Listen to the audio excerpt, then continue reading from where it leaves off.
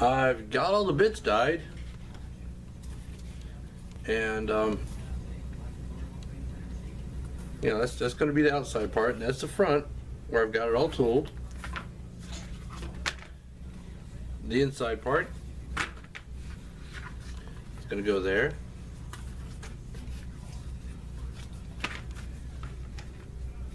The hold down strap. Okay, that's this piece, and of course this piece, which is this piece. Also, I've dyed the inside of the welt,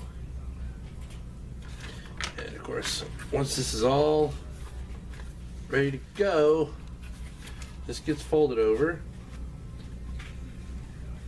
It works a lot better when it's glued and dyed, glued and stitched. And then the welt's going to go along in there. It's going to give it a nice wide edge like that. A welt's not necessary, but I like the way it looks. So anyway, next up, we're going to glue these two together, but before we do that, I need to make sure that this stitch hole in the front lines up with the hole in the back, and the same thing with the bottom, that this stitch hole lines up with the hole in the back.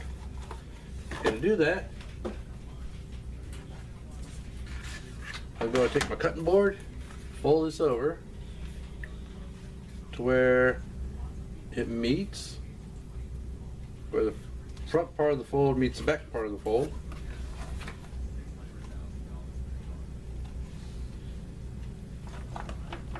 And I'm going to take my scratch awl. Oh, wait a minute, first I gotta mark this.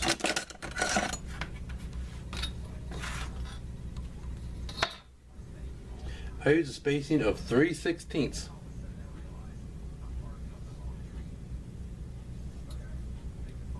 Well, really it all depends on what it is. On something like that, like this, I'll generally use 3/16 or just a hair under.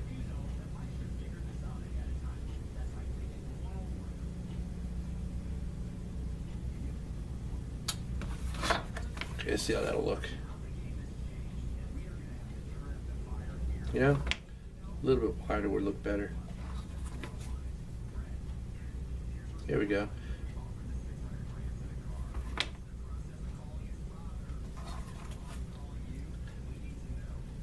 See, the stitch line doesn't just hold it together, it adds aesthetics to it as well.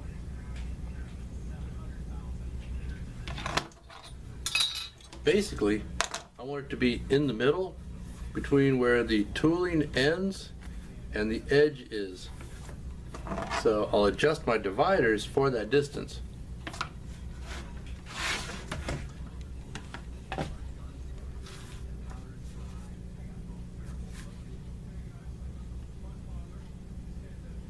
Go ahead and mark this part very carefully.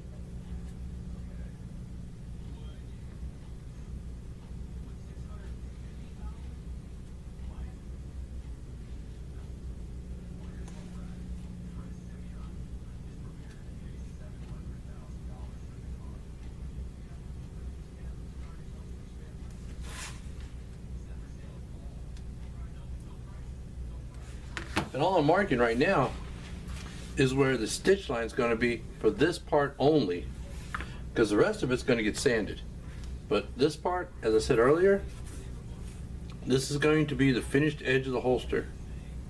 The rest of it I'm going to take out to the garage and sand it smooth, but I have to make sure that this part is basically how it's going to be when it's finished.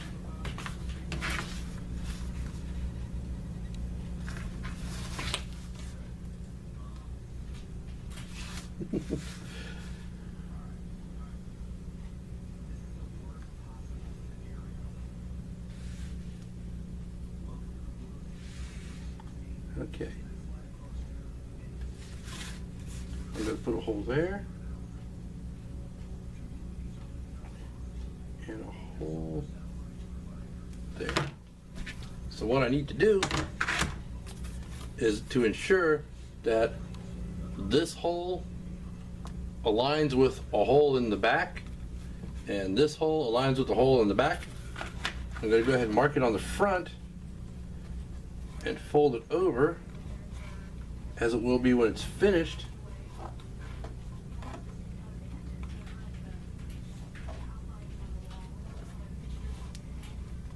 Keeping in mind that I can sand the back piece. I can sand the sand and trim the welt and the liner and everything else.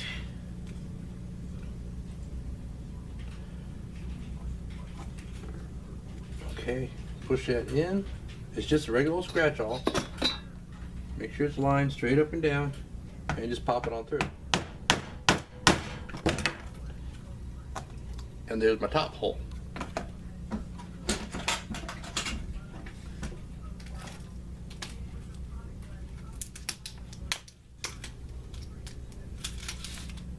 Pull that out. Just gonna stick a stitching needle in there right now, so I can line up the hole on the bottom and keep that one straight. Well, maybe not. It's not working. Let's go ahead and eyeball it. It'll be fine.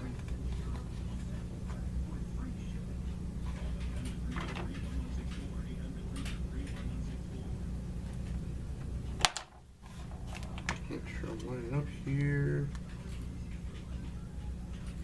Right there. And then line it up on the bottom.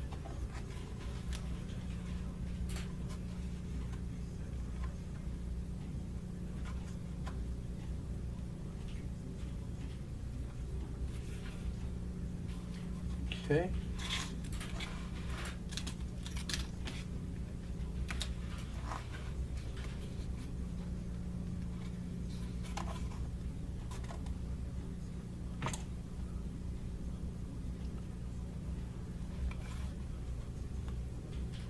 And then pop it on through.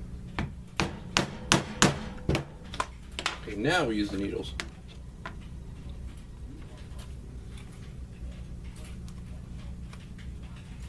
That lines up there.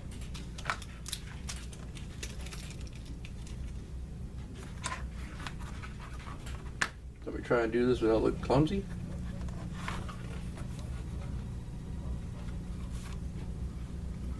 Okay. And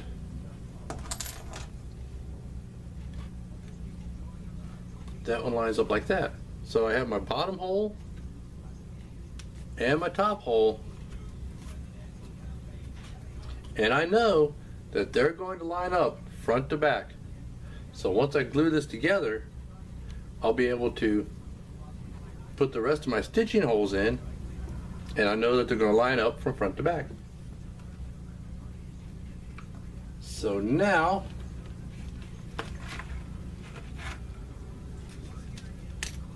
I'm going to go ahead and glue the liner in.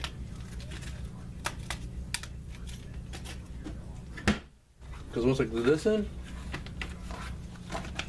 I can just, oops, poke the hole on through the liner, poke the hole on through the liner, do the same on the other side, and everything will line up.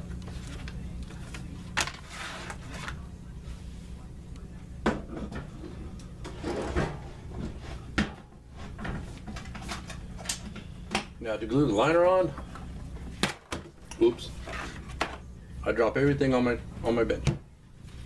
I just use my contact cement. Smear it all over this side, smear it all over this side. Give it about 5 minutes or so to tack up, and then stick them together. So I'm going to go ahead and do that, and we'll be right back. All right, I got the two pieces glued together.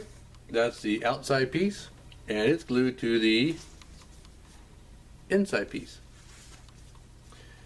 And I don't know if you can really see this, but I have it so it's this edge right here is stands just a little bit proud of this edge. And what's going to happen is I'm going to go ahead and take that to my sander and sand it down level.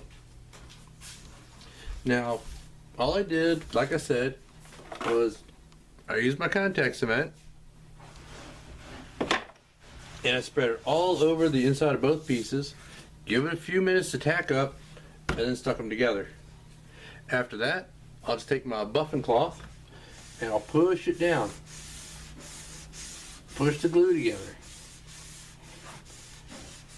So that will both push the pieces together and it'll buff it. Because I want to remove the excess dye before I put a top coat on it anyway. So the buffing rag serves a couple of purposes. It gets that excess dye off and it helps to push the two pieces together. Now I'm going to leave this sit for a little while and then trim all the edges. I'm going to take it out to the garage. I've got a few different sanders out there that I use, and I'm going to trim all these edges and trim this piece back.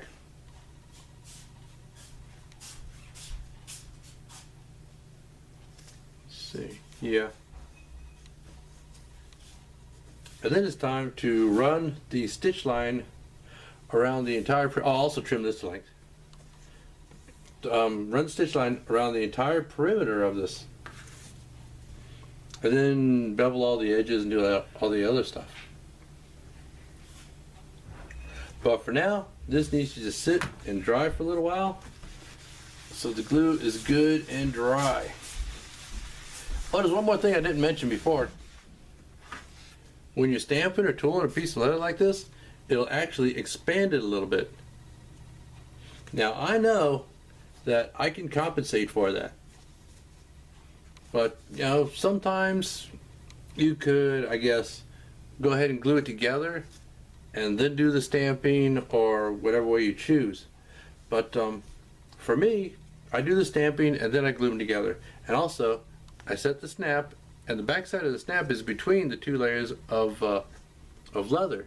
That way, the back side of the snap won't scratch the gun. And isn't that the idea behind lining it in the first place?